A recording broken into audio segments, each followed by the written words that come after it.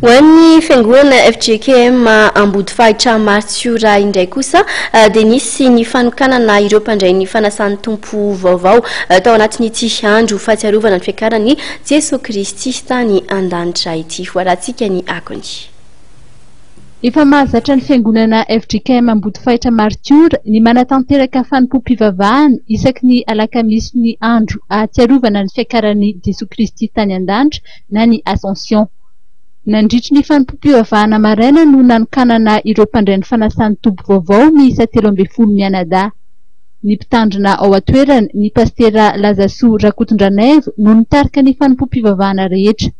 Ny toriteny kosa dia niompana amin'izay voalaza ao amin'ny filazantsara araky ny Jaona 3 ny 17 hatramin'ny 15 manao hoe ary tsy misy niakatra ho any an-danitra afa-tsy ilay nidina avy any an-danitra dia ny zanak'olona izay any an-danitra. Ary tahaka ny nanandratan'ny Mosesy ny manerana ny tany anefitra no tsy maintsy hanandratana ny zanak'olona mba hanana fiainana mandrakizay izay rehetra mino azy. Fa amin'ny alahady voalohan'ny volana Jona izao no famaranana ny voka dehibe ao amin'ny FJKM ambody fahitra Martsiora ka iantsona ny zanak'ampelezana rehetra izay mbola tsy nanefa ny adidiny. Anisan'ny fotoan-dehibe eo amin'ny fiainan'ny fiangonana kristianina tokoa ny fahatsiarovana ny andro ny akaran'i Jesosy Kristy tany an-danitra. Fotoana indrindra izay tokony atsapahan'ny kristianina fa ny fiainana mandrakizay any amin'ny lanitra no tian'Andriamanitra omena ny olona rehetra ary izany moa ny antony akaran'i Jesosy tany an-danitra. Fotoana ihany koa hanamafisan'ny kristianina ny fikatsahana izany fanjakan'ny lanitra izany na ny fiainana mandrakizay. Ary zava-dehibe ho an'ny teto ambody fahitra ny fanokanana ao mpandray fanasan'ny tompo tamin'ity anio ity izay anampisa ireo olom-boavonjy afaka manantena izany fiainana mandrakizay izany.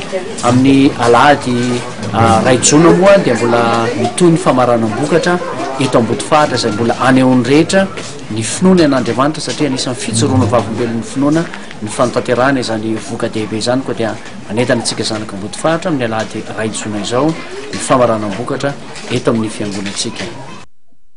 Ho fikarakarana ny fankalazana ny 10 taonan'ny fiaraha-miasan'ny mpitandrina sy ny fiangonana kosa dia mikarakara vary be menaka ny fiangonana izay ho tanterahana ao amin'ny Espace Don de Dieu amin'ny alahady 15 Jona izao.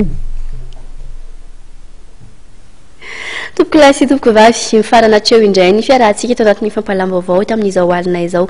Mangasitraka anao anjo izany hatramin'ny farany mirary alina finaritra ho antsika tsirairay hatrany miaraka amin'ny fahitalavitra IMA TV.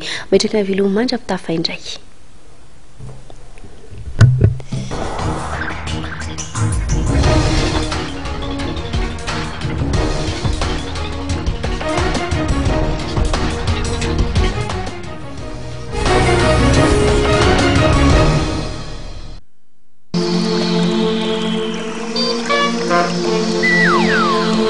FIMA FM et Hightech Space Majunga vous présentent Bazar Chic au Palais des Sports.